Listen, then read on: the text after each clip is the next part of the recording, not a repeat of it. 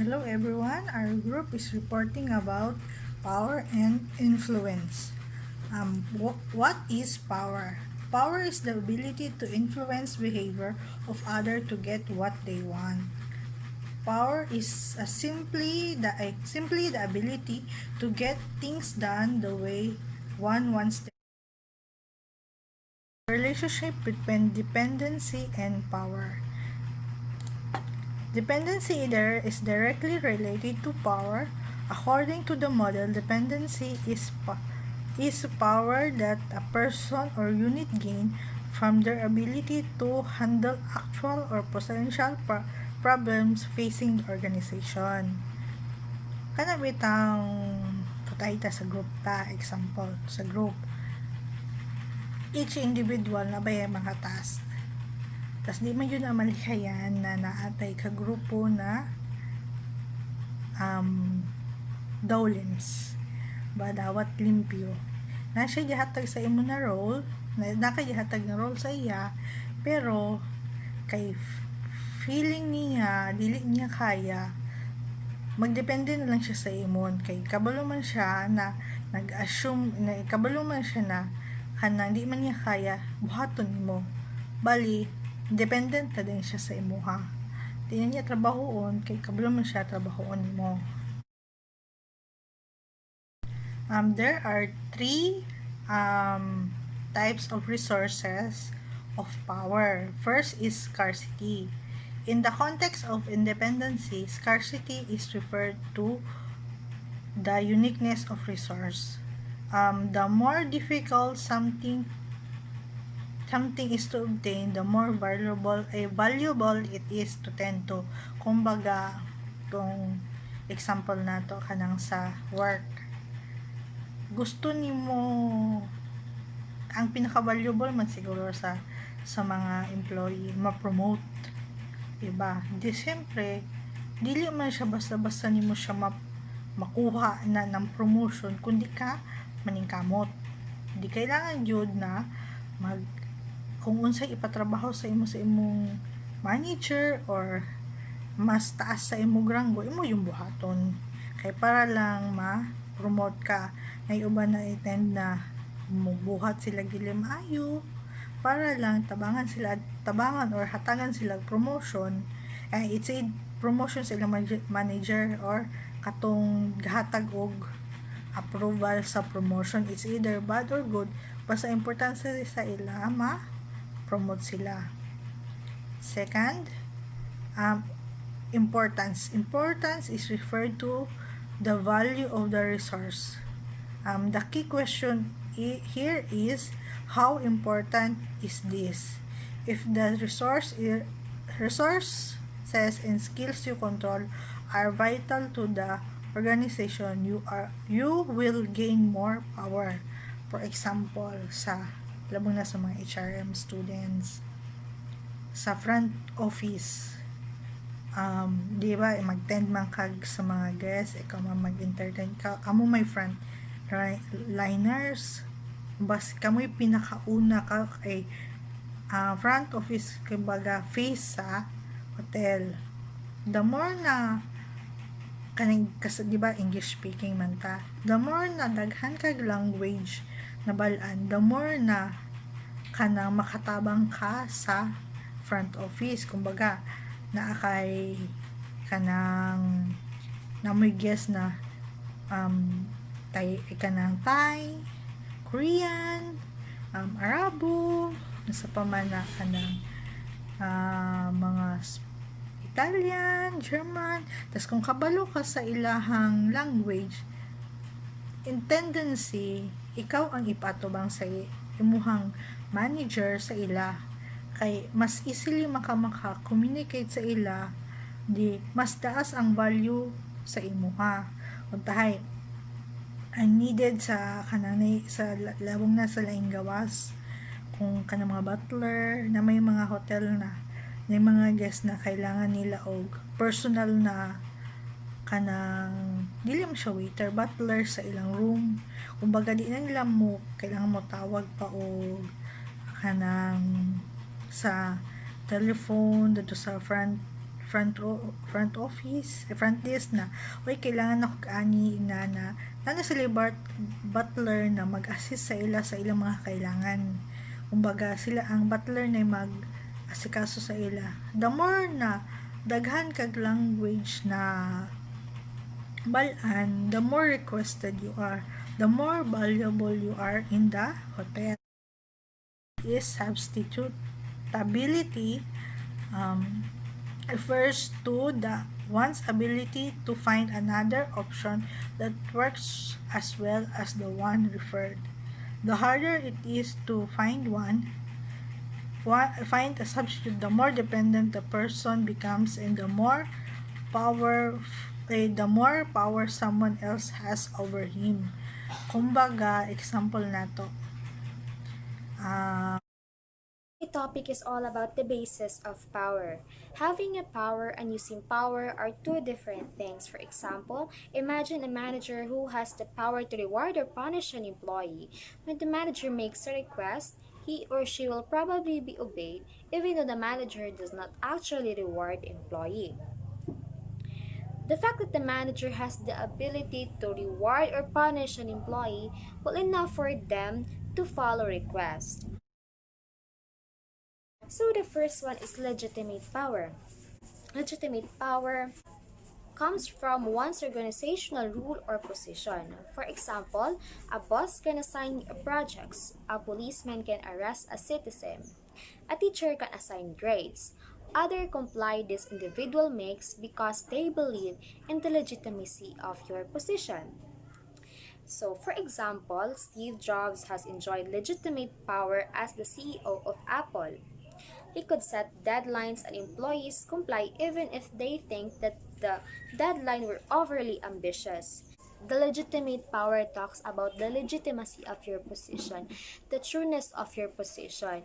So, mo-follow gid ang mga employees ani kay example, gihatagan sila kanang project from the upper levels or their managers. So, mo-follow gid sila kay of course kabalo man sila nga ikan gini siya sa mga naay legit nga mga position. So the next one is reward power. Reward power is the ability to grant a reward such as increase in pay, a perk, or an attractive job assignment. Reward power tends to accompany legitimate power, as its highest when the reward is scarce. Anyone can wield reward power. However, in the form of public praise or giving someone something in exchange for their compliance. For example, when Steve Jobs ran Apple, he had reward power comes from Bill Gross, founder of Idea Lab, who has the power to launch new companies or not. He created this company with the idea of launching other new companies as soon as they developed new viable ideas. If members could convince him that their ideas were viable, he gave the company a maximum of $250,000. So, reward power is a give and take or a win-win situation. If you comply what the boss or the manager asks you to do, and if you comply it, if you had the good result and the job is perfect, so they will give you something in exchange. For example, public praises or a money or anything reward. And the contrast, which is coercive power. Coercive power is the ability to take something away or punish someone for non-compliance. Coercive power often works through fear and forces people to do something that ordinarily they would not choose to do. The most extreme example of coercion is government dictators who threaten physical violence for non-compliance. Parents may also use coercion such as grounding their child as punishment for non-compliance. Steve Jobs has been known to use coercion for yelling at employees and threatening to fire them. It's not good. And the next one is the expert power. So expert power comes from knowledge and skill. Steve Jobs has expert power from his ability to know that what customers want even before they can articulate it. Others who have expert power in the organization include long-time employees, such as steel worker who knows the temperature combinations and length of time to get the best yields. Technology companies are often characterized by expert rather than legitimate power. Many of these firms utilize a flat or matrix structure, which clear lines of legitimate power becomes blurred as everyone communicates with everyone else regardless of the position. So expert power, it talks about the expertise of the person in the particular field or domain. Let's say you are a doctor, you are a physician, you're an electrician. So, an expert power can also begin if dugay nakagatrabaho ana nga company kay kabalo naman ka sa pasikot-sikot, kabalo na ka unsay buhaton if na situation nga may tahabo. And then also, ang kaning mga technology companies often characterized gid sila nga expert rather than katong legitimate power. Kay of course, in the legitimate power, mag-follow gitag orders from the upper levels like the CEO or the manager. Di ta maka-decide so kung unsay buhaton kay sila may nakabalog yun kung unsay buhaton. And then, in the expert power, so kamunta na mo'y expert, kabalo mo ana. So, if ever na ay situation nga kanang kailangan og expertise sa isa ka tao, so di na ka mag-follow, di na ka maghulat nga kanang unsay ingon sa upper levels ninyo or unsa pa kay kamutanan naaman mo kanang naamoy right nga mo implement or mo apply sa inyong knowledge or skills labaw na og kanang naay problem nga gina-face gid ang company. So that's it. And the next one is the information power. Information power is similar to expert power, but it differs in its sources. So, expert tend to have the vast amount of skill and knowledge, while in the information power is distinguished by the access to specific information. For example, knowing price information gives a person information power during negotiations. And also, another example is a project may have all the information for a specific project, and that will give him or her the informational power. But this power is really hard to keep for a long time. Okay, of course, if ma-release na to siya nga kanang nga information, so murag wala na kaana nga kanang kuan nga information. So, mag-keep ka og gaining, mag-keep ka searching and acquiring information. Okay? If ever na mo abot nga situation, so, ma-implement ni mag information for the betterment of the company. So, another example pod, kanang example, di ba na ay information desk. So, na sila information power. Of course, mag-ask sa ila, example lugar kanang sa hospital, mag-asta nga asa ni siya nga room, asa ni dapit pangitaon nga room. So mag-answer din sila. So that gives them the information power.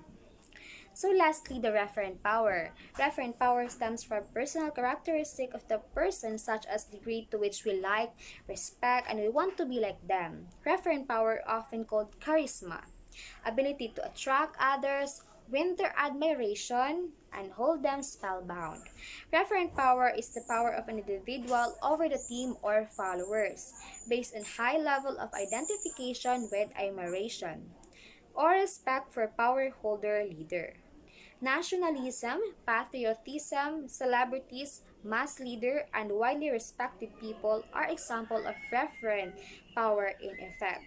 So, kaning referent power, ang referent power bali charisma or admiration nimo sa tao nga kanang kaning nga tao gina-respect nimo siya nga murag kanang gaka-influence kaniya, then gaka-motivate ka nga buhaton ang iyang mga gipambuhat. So naa siya power nga referent power. And also magamit sa di siya sa katong naay power, katong naay referent power nga influence ang uban nga buhaton pud ang siyang ginabuhat labaw na og kanang good yung ginabuhat sa naay referent power. For example, considerate kay siya nga boss, dayon dili siya bias nga boss, and then he makes sure that everything falls into places. So that's it. What is influence? As a verb, influence typically means to affect or change someone or something in an indirect way. Someone or something that influences a person or a thing then has and influence on that person or thing. Organizational influence is a two-way exchange. First, organization cannot accomplish their goals if they can influence their members to do the right things. And second, the members, of course, they cannot do the right things and satisfy their needs in the process if they can influence what goes on the organization. So there are 7 ways to build influence in the workplace. So first, build trust with your coworkers. Second, cultivate reliability through consistency. Third, be assertive, not aggressive. Fourth, be flexible. Fifth, be personal. Sixth, focus on action rather than argument. And last but not the least, listen to others.